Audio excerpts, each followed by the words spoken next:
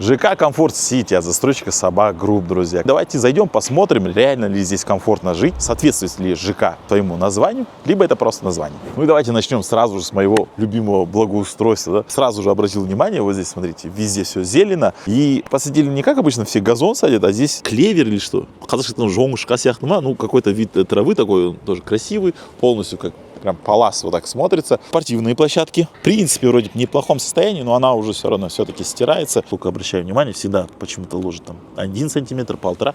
Этого реально недостаточно. Поделили, получается, игровые площадки по возрастам. Это очень правильно. Вот здесь, допустим, написали от 3 до 7 лет.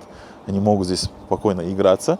Вот это уже косяк, получается, жителей. Это уже нехорошо, так нельзя себя вести. Это обычно, кажется, куртинский гранит, двойка, ее, видать, мало. Видите, уже здесь поломан. Вроде потолки высокие, да? Освещения маловато, как бы, будто.